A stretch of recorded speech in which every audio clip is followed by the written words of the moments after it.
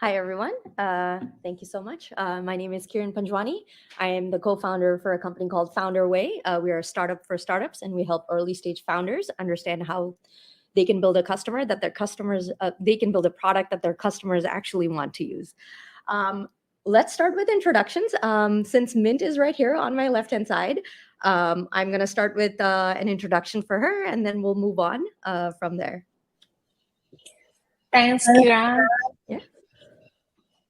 Hi everyone, my name is Min Patanan.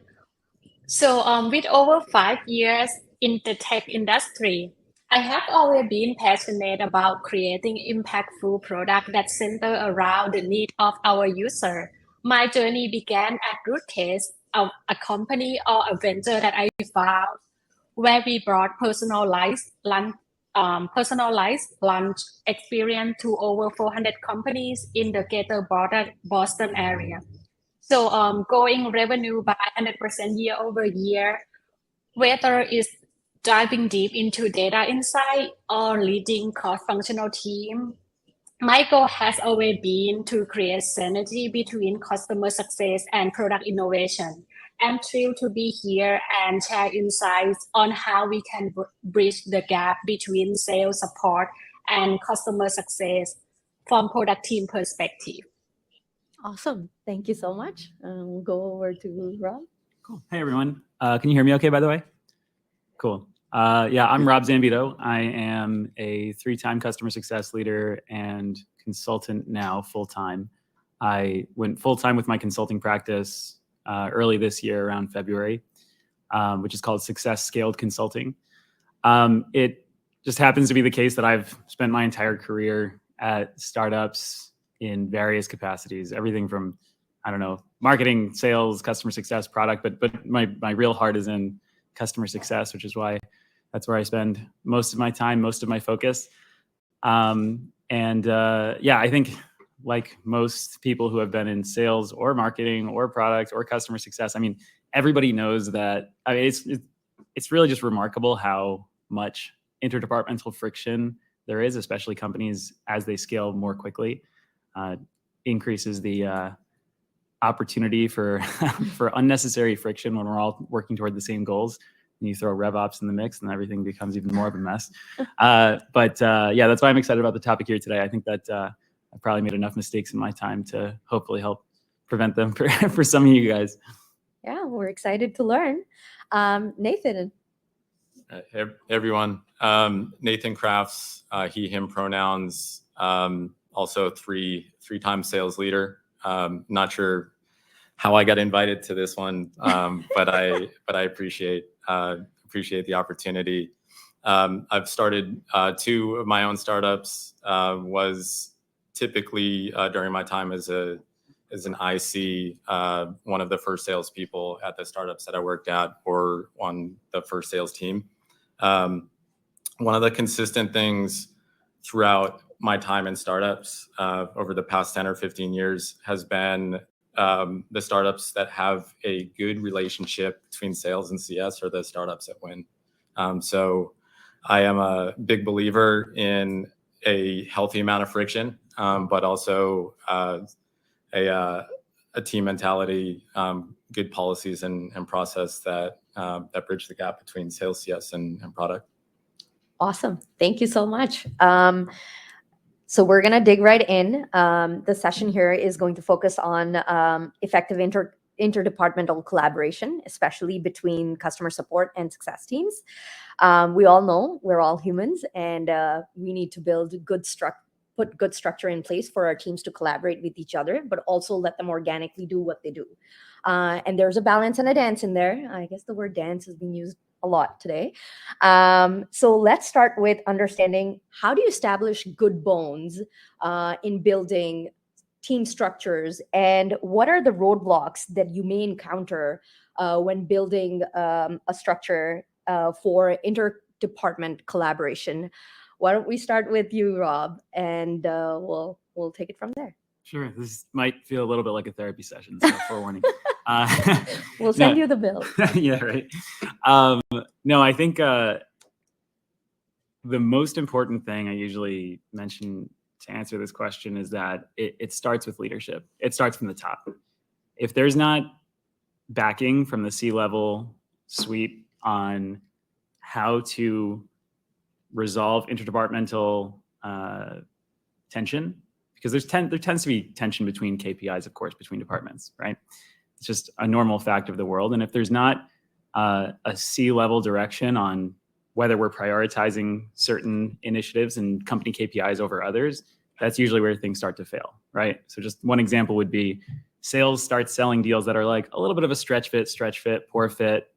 Not that that's ever happened before, but and then customer success is pushing back. Now, the leadership team might be doing that as a very strategically calculated effort to figure out what the ICP is, what the ideal customer profile is. But if the leadership team's not communicating that down to the other department leaders, then it creates just honestly really bad days at work for a lot of people.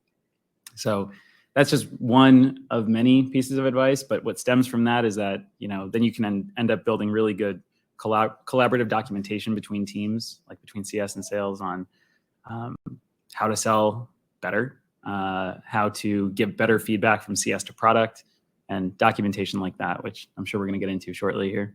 Yeah, absolutely. Nathan, would you like to add something to this? Yeah, I guess just to go one level deeper, you have that managerial alignment. Preferably the sales leaders and the CS leaders get along. Yes. Which is another healthy thing. Comp plan alignment would be that one level deeper. So as Rob talked about the KPIs, we need to make sure that we're incentivizing the teams on the right behaviors. I would say that's a big one. And then I think another thing is making sure the teams collaborate naturally, right? Yeah. So that could be pairing account executives and CS reps together on multiple deals.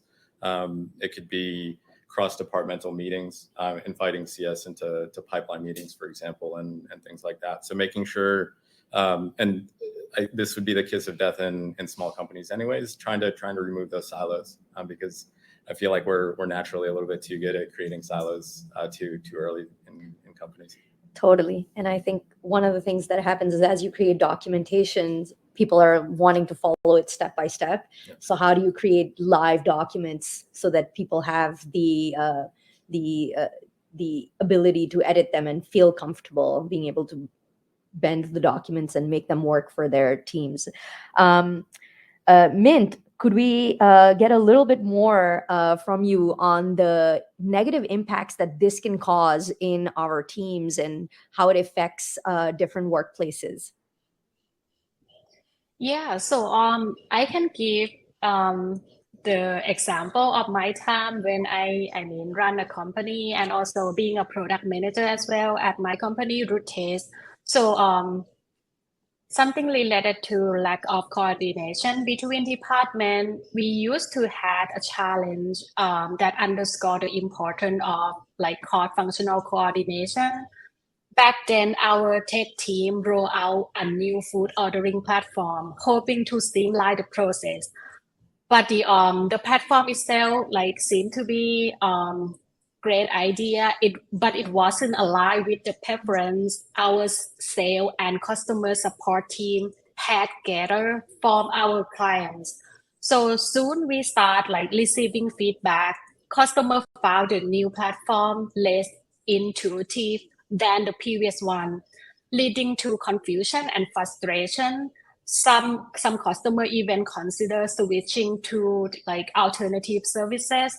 So back then, to address this concern, I immediately set up a task combining members from tech, sales, and support team. And the main goal here is to pinpoint the disconnect and address them. So and after that, I usually utilize insights from sales and support team.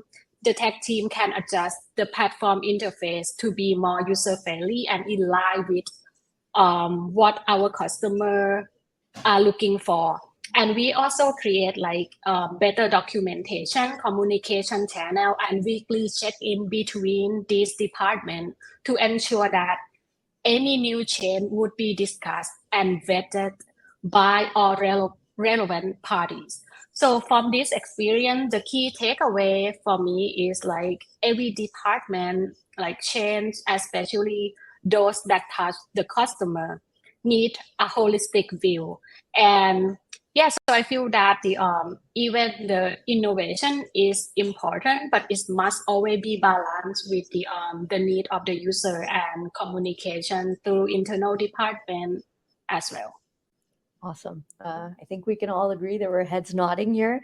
I really like the word that you use, functional coordination, and bringing everybody into the room. What is the cadence of the meeting that you're going to set up with your inter teams? And what is the charter? What is our behavior going to be like? Having said that, let's transition over to understanding what makes it successful, what makes it so good. I'll start with you, Rob, and then move over to Nathan. What makes a good customer success team transitioning with working together with other departments? What does that look like? Yeah. Well, if I just sort of break it down into the two key pieces we've been talking about, one is CS sales relations, one is CS product relations. I think the CS sales relations side is pretty interesting. Well, let me start with the CS product one, actually. I feel like that's more interesting. I have tried to build cultures between CS teams and product teams in situations where they really don't like each other very much. They don't like each other because product is like, CS is sending us this terrible feedback. There's no detail. There's no explanation of why the customer wants this thing changed blue or this navigation bar moved to the other side. And, these customers are just a pain and they're just a squeaky wheel. We're just going to ignore this and maybe not even respond. Right. Which obviously leads to angry customer success teams who don't hear back, and not recognizing that there were probably a lot of things that CS teams could do to prioritize a little bit more effectively. So, what I've worked on is a lot of initiatives to align on updated frameworks and templates for how CS transfers feedback from a customer to product that really emphasizes the why behind what the customer is asking for, which actually improves through. It's a lot slower up front, but to submit a ticket to product, but it improves throughput overall and efficiency overall.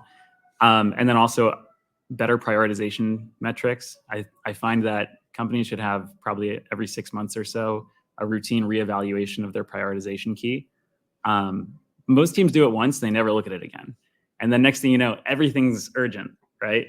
Everything's marked as urgent because if it's marked as medium, it's never going to get looked at, right? So that's another routine practice that I recommend to speak to some of the infrastructure. There's a lot more on the CS sales side that I could speak to as well, but I don't want to hog up the time. I know Nathan's got good opinions on that too, and I'm sure Mint does as well. And so if we're going sales to product, I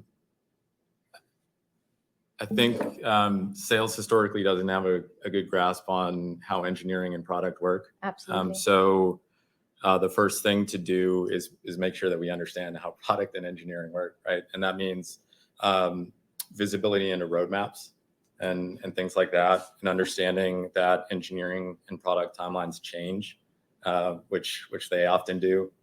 So if you prioritize features, maybe you have your tier 1 features, and that's something, those are things that come in a 3 to 6 month window.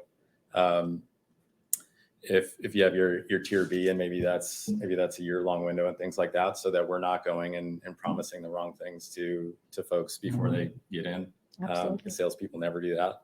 I think the other thing is it's got to be a bi-directional relationship, and fortunately, the technology that's available within sales stacks now really give you a unique opportunity to do that, specifically conversational intelligence tools. I'm not sure if I'm supposed to be naming specific companies here, but Gong, for example, a great tool where you can take snippets from conversations that you have with prospects, and you can forward them directly to the product and engineering teams if they hit certain keywords or things like that. So sales can have an important role in what a roadmap looks like. Let's say we have 80% of our enterprise prospects asking for specific 2 or 3 features. That you should probably prioritize that over something else. The other important thing about that is you can prioritize with data. Yes. So it's not just a salesperson saying, hey, everybody's asking for this. There's actual quantifiable data there. On the CS side, oh man.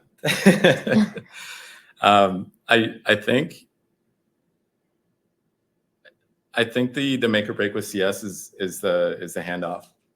It's always going to be how we transition an account from prospect to customer and then successfully to CS, and it's the salesperson's responsibility to make sure that happens in a way that the CS reps or Rob's teams are set up in a way that they can deliver a premium service to the customers for a long time, right? And that means selling with integrity. It means setting realistic expectations. It means providing enough information on the handoff documents and during the handoff meetings and things like that they're getting the information they need to go forward. Yeah, no, completely agree. Mint, would you like to add some color to this? As a product leader, what do you think product teams can do to better communicate with the sales and customer success teams so that they really understand how product is doing their job?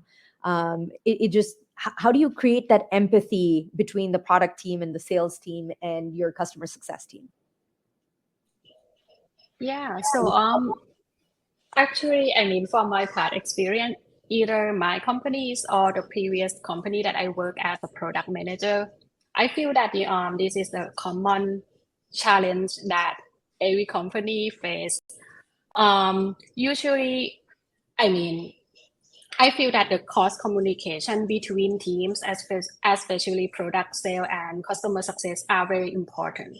And what I do is usually first thing is that I usually go to like create a session for each team separately for product team to understand how what are the activities sales team or customer success team usually do to like gather feedback from the customer and like what are the goal or each team usually have their main goal to achieve for a specific period of time, and at the end of the day we all want to achieve this together as an organization. So the most effective way that I have like experience from the past is that we create a bi-weekly session where we have like sales team, I mean some representative from sales team and some representative from the CS team to join together with the product team. So we kind of like share together or gather all the insight, like what sales team get from the customer or what customer success team learn from the customer in the past like few weeks. And so that we gather those insights, and in the product team gather those insights, combine together with our data or interview. So I feel that all those things, when the product team create this type of session, not just documentation, I can feel that the sales and CS team feel more appreciated. And we also have like Slack channel that we create specifically for the gathering all these type of customer feedback that they can also pass those feedback in real time for the product team as well. And we can like use all those insights to talk in the session as well. Yeah, so this kind of like open communication through different type of channel, I feel that the is enable like transparency or open communication and trust between internal team. Yeah. Yes. Yeah. No, I feel like nothing can be pulled together without communication, which really brings me into the whole. I'm huge on the customer centric model, building a product that your customers want. Each customer is a snowflake. We all know that they're all different, and they all have different needs. Pulling all of that together and prioritizing the list through either using information that came in from Gong or an AI tool that's listening in and telling you, hey, this is what your customers really want. love to understand when a company or a product team or a company is being pulled in many different directions.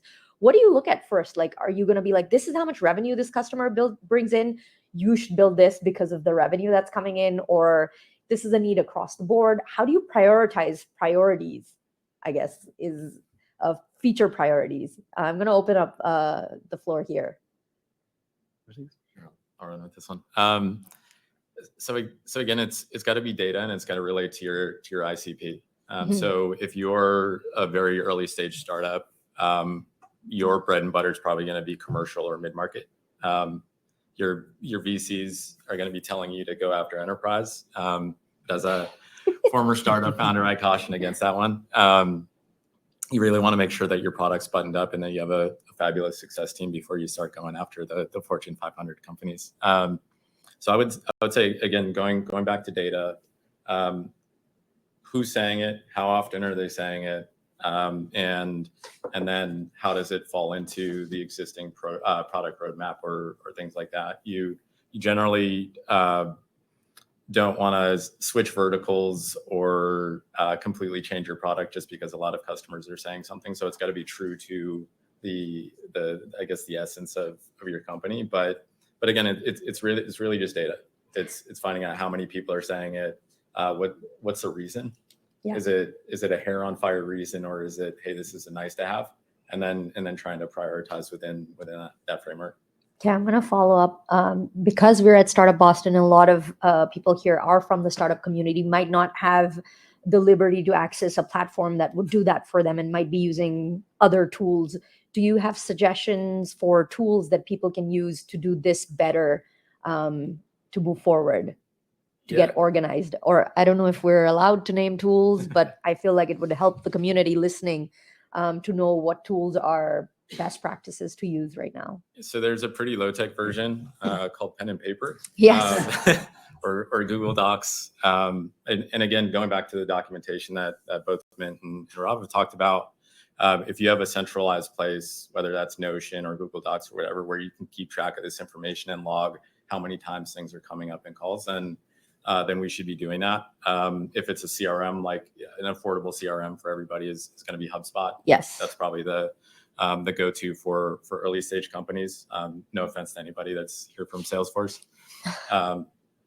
And that, I think that goes back to another thing. As a sales team, hygiene and note taking needs to be good. Yeah. We tend to do things. We tend to fly by the seat of our pants sometimes. Totally. And it's very important to be able to go back at the end of a day and clean up your notes, make sure they're good for CS and product. And I wouldn't say there's any tools in particular, but it's just you need to find something that's going to work cross departmentally. Right. Duct tape, bubble gum it. But yeah, I'd love to hear more from you, Rob. Yeah. So speaking back to the point before about, the role that the C-level suite plays in all of this, I think that at the end of the day, the way that the product team and other teams prioritize their initiatives really does flow from the top, right? If a company is, one of the first questions I ask companies when I start working with them is, tell me more about your funding history. How are you funded? Are you coming up on a funding round? Are you optimizing for growth or margins or profitability? Tell me more about that.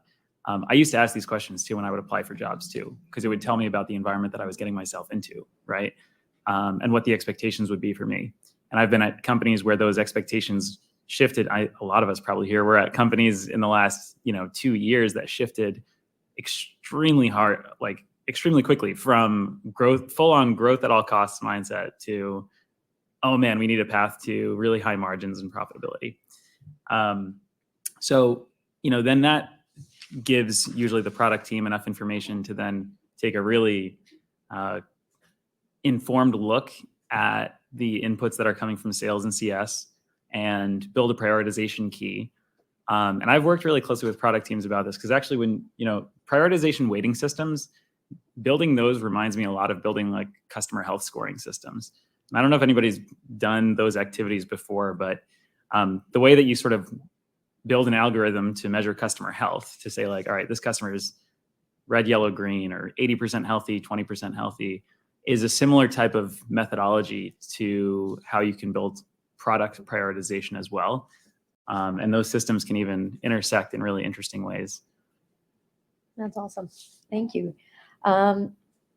Mint, I'm going to take you on the product side of this a little bit more, and the voice of the customer as we're talking about prioritization in product.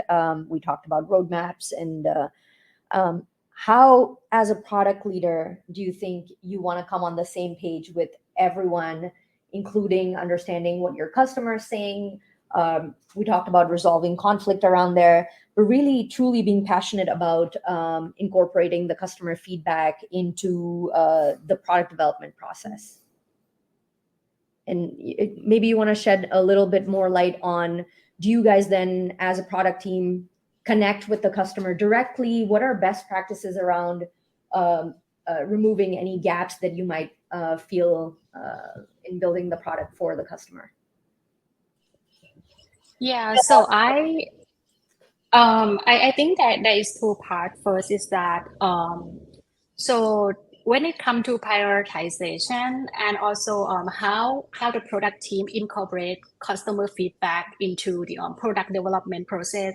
So speaking from the product like manager perspective, I usually first I always look at the business outcome or like short-term, long-term goal that the business going to gear toward.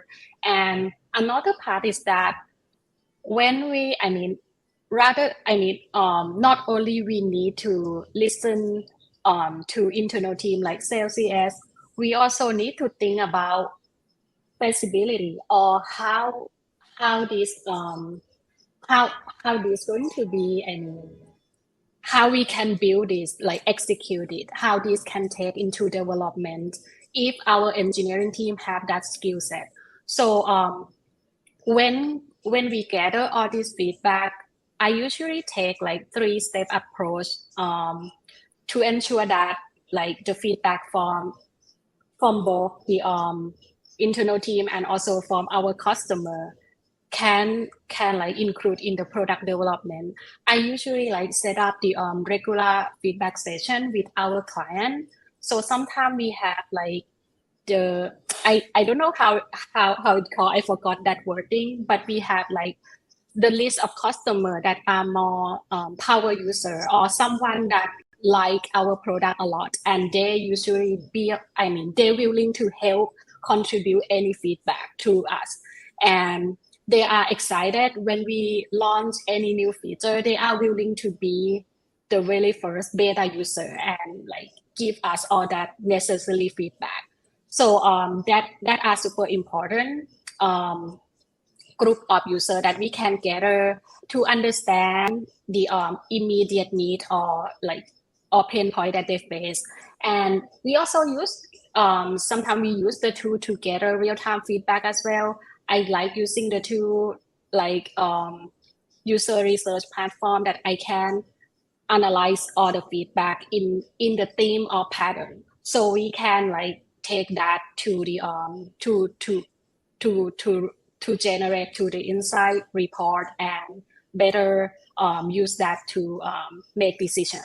And I feel that the it's very important that every team from product to delivery understand the voice of the customer. So every time when I talk to the customer or internal team sales CS, I usually bring a few people from engineering team into the session as well, because I believe that engineering team or development team, they also like to hear all those feedback. So sometimes they having them into this type of session is benefit us a lot in terms of like think about realistic how this is going to be about how we can develop that and bring it to the market. Yeah. Awesome. Thank you so much. Okay, so when product says this is not part of our roadmap, you guys have to let it down and explain to the customer, close the loop, the tough stuff. How do you guys deal with that? How do you close the loop on, yay, we're building on it, keeping their expectations at par, and then no, not right now, but also they might hop onto another platform if you say no. So how do you keep your customers happy when you're not able to close the loop in a way that the customer wants it to be closed? Yeah, I can hop in on that one because I've been in that tough position many times. Yes. Where I'm like, oh my God, if I deliver the bad news, this customer is definitely going to churn.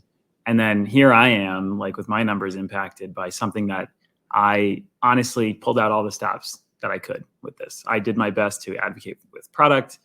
I did my best to give sales the appropriate documentation, to set expectations up correctly. I manage expectations through onboarding, and here I am. Now I've got maybe my biggest customer or something churning because we made a decision as a company to not build the one thing that this customer said they need. So it's a hard position to be in, right? And it ultimately results in people potentially missing really critical KPIs. But yeah, I think there are a lot of things that can be done to set expectations correctly with customers. I think it starts with the sales process, and like one of the best opportunities I ever had was in collaborating with a sales team a few jobs ago. My sales VP was like, "Look, dude, I'm tired of hearing all your complaints. Can you just write this in a document? I'm gonna give it to the team. You're gonna train the team, and then that'll be it, right? You tell them just exactly what not to say." And so we came up with this 10 commandments document. Nice. That was like, okay, here's the things never to say to customers. On that list this is like the most recurring example I see is a mobile app. Like, please just don't tell customers we're working on the mobile app because we're just not. Like, and I don't know why, like every company has this issue with the mobile app. And then even when this mobile app gets released and it's like, oh, it's missing all these bells and whistles that we thought it was going to have and that kind of thing. So that's like a recommendation on documentation that CS can share back with sales. Also, I think joining regular sales pipeline meetings is really good to catch mistaken impressions before they come through to CS. And then once a customer is in CS's hands, there's a whole methodology around handling feature requests that I have sort of polished myself, and it's worked really well for me, that that basically converts feature requests into feedback without setting timelines around expectations or expectations around timelines. And I think it's a very difficult thing to do gracefully because customers will try to pin you down on a date, right? Like, So this mobile app thing you told us about, like, when is it? When's it coming? When's it coming? But there are ways to set the right expectations with customers. Yeah. Nathan, do you want to add? I'm sure you have tons to add. So as somebody that is an individual contributor has promised many things that weren't done yet. I can probably answer this one. So this is from the prospect view, obviously before their customers. But it's sales needs to have an understanding of what the roadmap looks like so that we can represent things correctly. If we get towards the end of a sales cycle and we have a large ticket potential customer on the line and they say that they need something, that's not going to be maybe the Android mobile apps, and so those seem to be the ones that take the most time. I think the important thing to do is train your sales team on how to focus on the strengths of your current product, your product as is, and then parlay that into the needs of the customer, and also challenge the customer. Why is it that they need this mobile app? Why is it that they need XYZ feature? Is that going to get them 100% of the way? Do they need to be 100% of the way? Can they be 80% of the way? Right.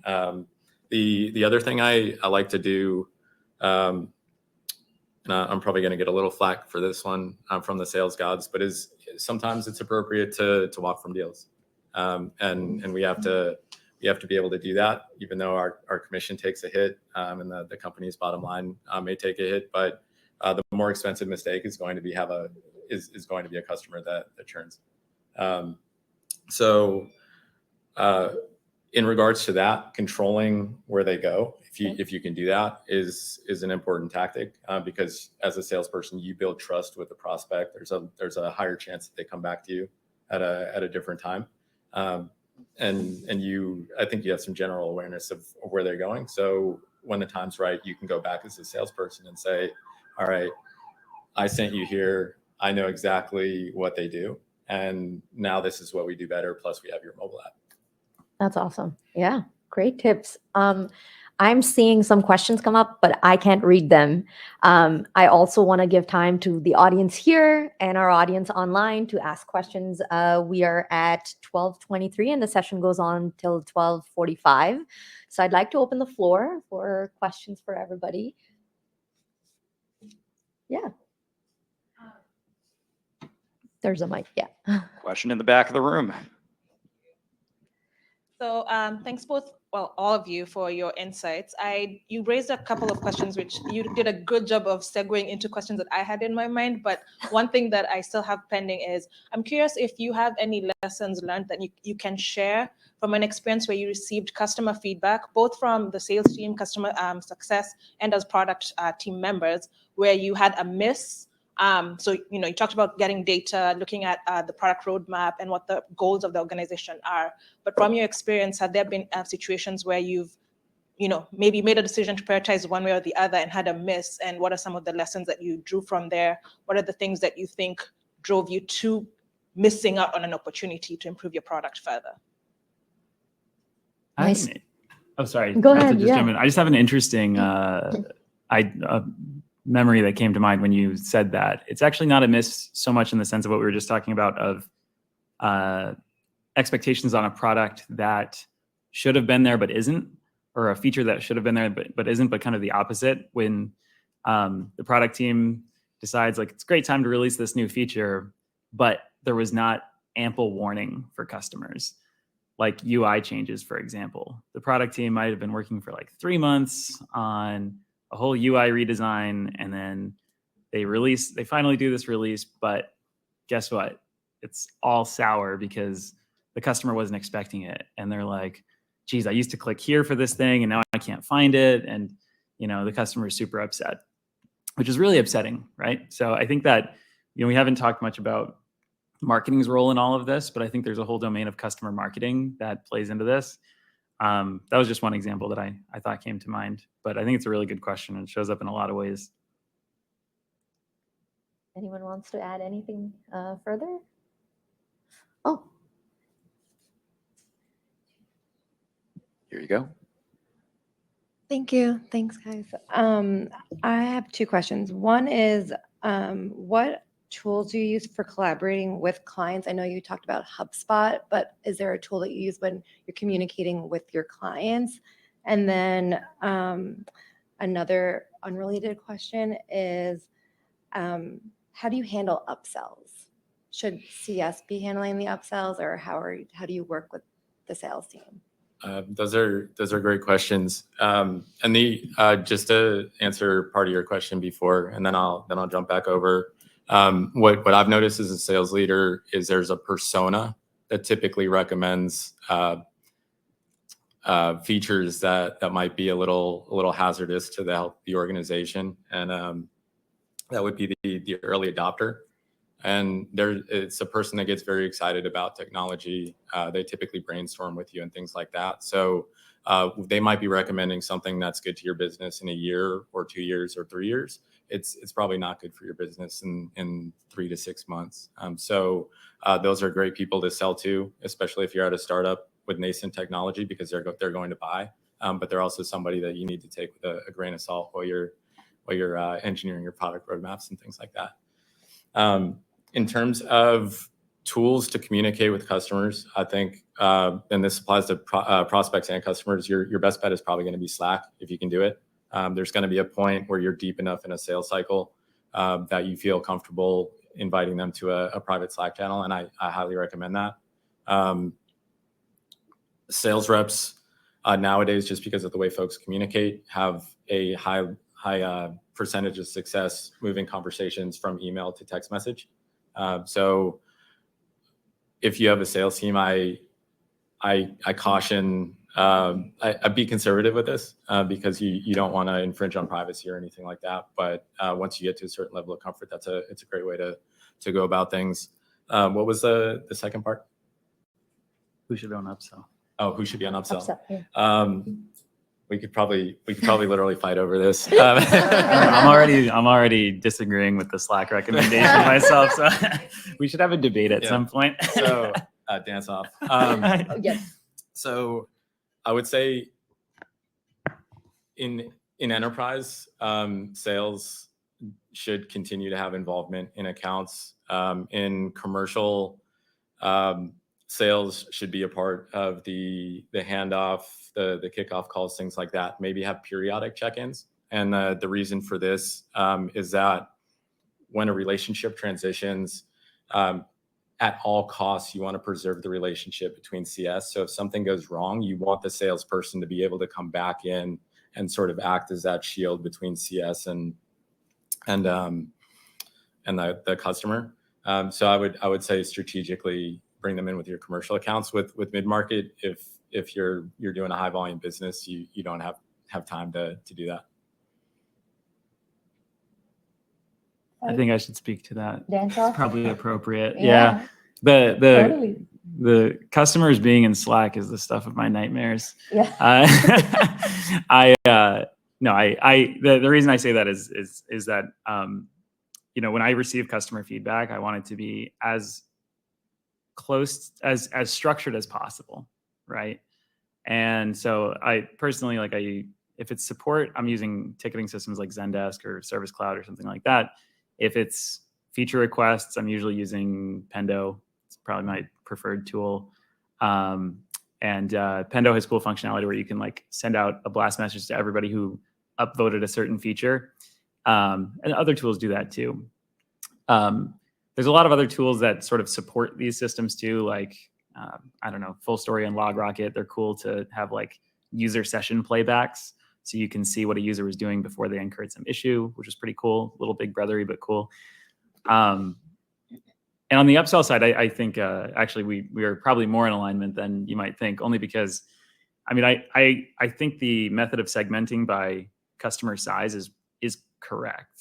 I think that's one important set of questions to ask yourself is it cost effective and revenue effective for sales to be bothering with a deal that they've sold?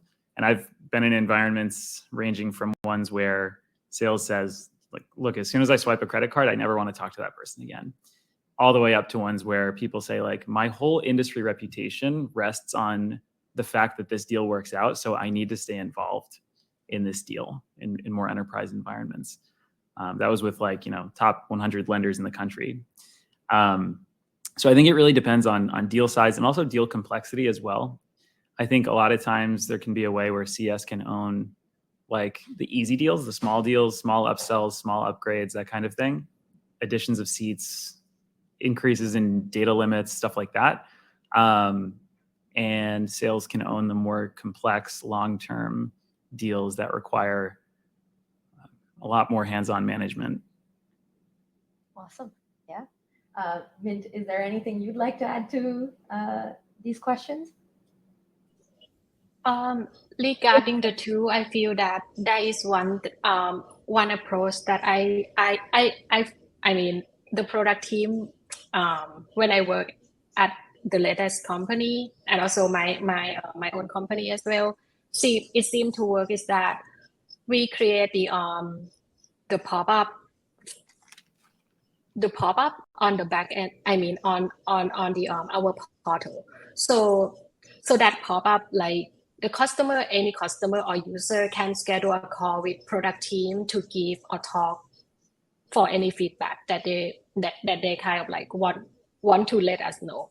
So usually when they schedule that call, we invite one representative from sales and one representative from CS team in together in this feedback session, so we all can learn together. And I feel we end up having several users join our wait list sometime if they unable to schedule a call, and then this enable us to create continuous discovery process. So we are able to talk to at least 2 or 3 customer or user weekly. So those process can help us make better decision when it comes to product prioritization or understand the true need, so that we can it can help sales or CS team to with the client renewal or upsell, something like that as well. That's what I feel, because if we understand the true need of client earlier. Yeah. Awesome. Thank you so much. Do we have more questions in the room here? We have one more hand up. Question in the middle of the room. Oh, it's probably best for the virtual attendees to put it on mic. Is it morning? I guess afternoon. Well, good afternoon. Thank you for all of your time today. My question is related to, customer support and success, but kind of off on a tangent slightly. But when a startup's looking at their banking relationships, what would you, given your experience with startups, be looking for in a banking relationship that could potentially help and increase like customer success? Are there any products or offerings that a startup founder and would look for that could potentially benefit their company and the customer success? Do you have any input on that? I could. No specific software here because I'm as far away from finance as you could be. But I would say in terms of goals, you want to provide the most simplistic experience possible, like you possibly can on the billing side and things like that. You never, and this even applies to payment terms when you're creating payment terms for your product and things like that. That relates to customer experience. And customer experience needs to be flawless. Like you need something as seamless as possible.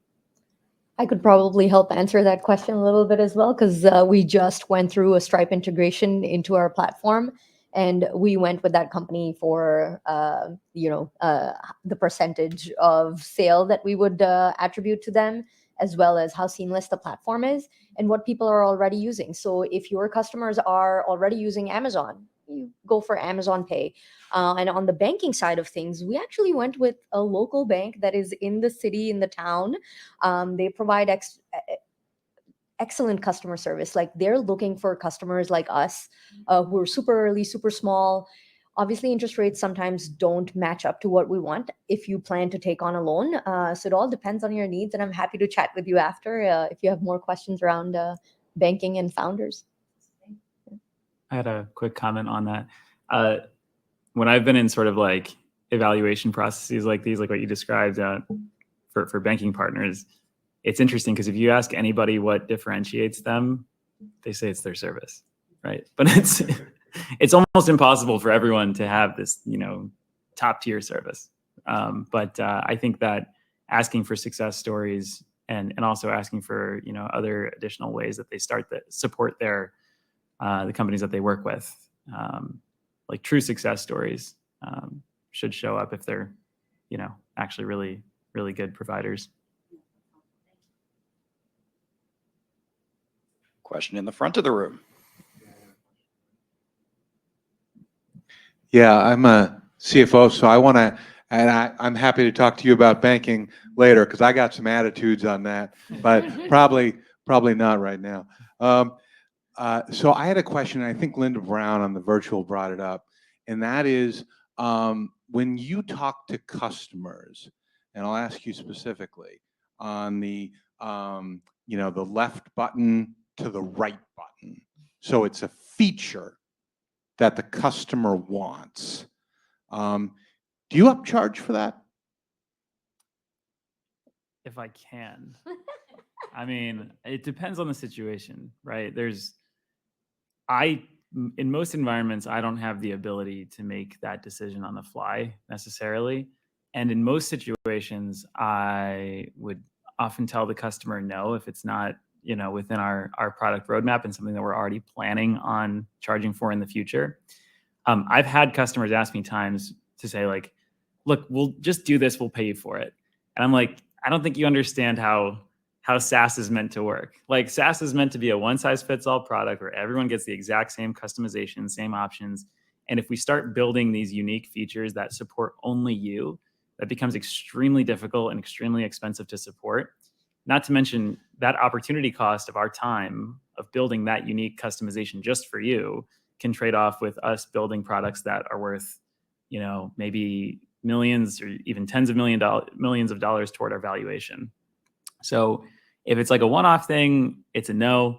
If it's something that I think is going to be ultimately brought into our pricing model and upsold in the future, then it's a yes. That's kind of how I think through that. This one's easy, right next to me. Hi, I'm Jason Marmillion. As a company grows, you start to see more indirect sales channels develop with, maybe channel partners, service providers, et cetera. I'm curious to know kind of like how the addition of those players kind of complicates maybe the customer success side of things, and even the product side of things, and sort of how you evolve your organization to kind of, support those new channels. Good question. It's a very good question. I think it's a good product question. I don't know. if Very Mint wants loaded, to- yes. Mint, do you want to start with answering that question? It was product loaded. Sorry, I think I missed the complete question. Can you repeat the question one more time? Sure. Once you start selling through like VARs or service providers, how do you kind of change the rest of your organization to sort of adapt to the needs of those new players, and specifically product, customer success, and obviously sales, but I'm not sure if I can answer the question confidently, because so due to the stage of the size of organization that I have worked with, I usually only work with like 25 up to 80 people. So we haven't experienced those scenario yet. Yeah, so I'm so sorry. I might not be the best person to answer this question. Don't worry at all. We have more people here. Thank you so much. Just out of curiosity, how big is the company you're working for? I used to work for a VAR. Okay. So that's So my advice in general to startups until you're in probably your C round is not to bend too much with partnerships. Like you don't want to redesign your products, your services, or your pricing structures or things like that. So I would say partners are going to be one of your biggest assets, because they can exponentially accelerate your growth, especially if you latch onto the right partners. But if you're at an early stage company, it's probably too early to completely retool everything. But what I found at the companies that I've worked at is integration partners and different level of partnerships.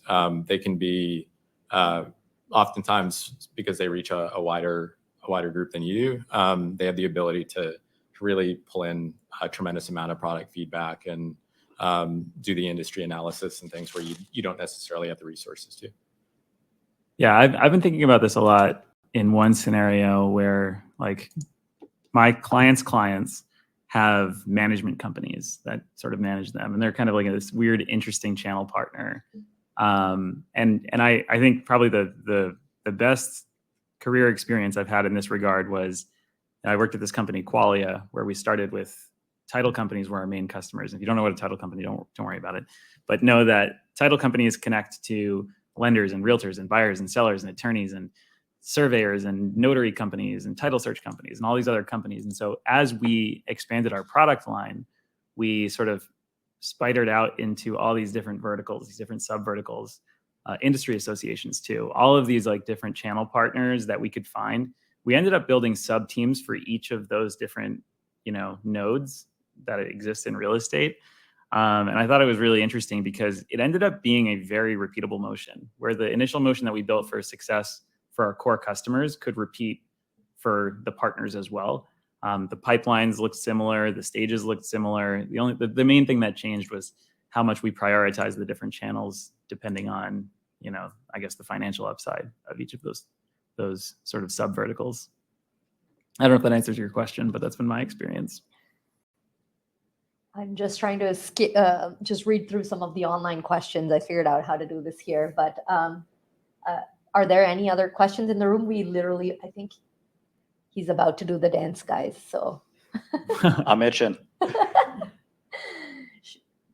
Should we wrap up the session? I feel like Linda's question was asked.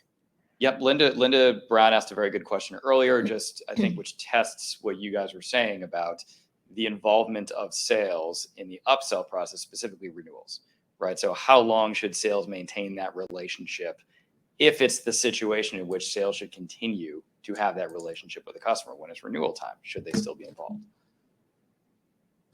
You know, the one thing I didn't mention on that is that I've had a lot of success with a sort of hybrid motion of creating a commercial CSM role, which is kind of like the old school account manager roles that some of us might know.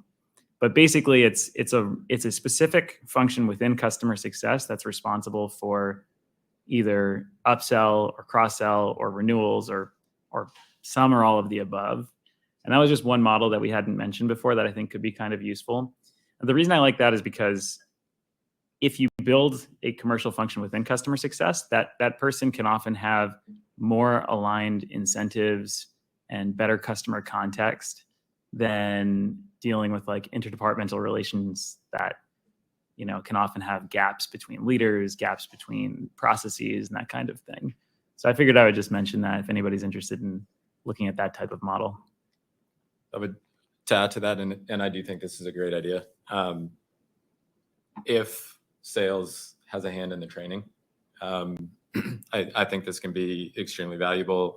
The other, I would say the one asterisk there is if you're selling into a company that has you have the ability to sell into multiple departments, or you're selling multiple products into different divisions of a company. I would say if it's an ecosystem that complicated, you usually want an additional salesperson there doing it with you. Awesome. Thank you so much, guys. We're at time. I want to thank the audience here in person and thank the audience that's online. I'm going to volunteer us to be open on LinkedIn. Feel free to connect with any one of us. Search our names and find us. Come say hi. Thank you so much, Startup Boston. Thank you, Kiran. Yeah, and thank you to our moderator, Kiran. Appreciate your time here.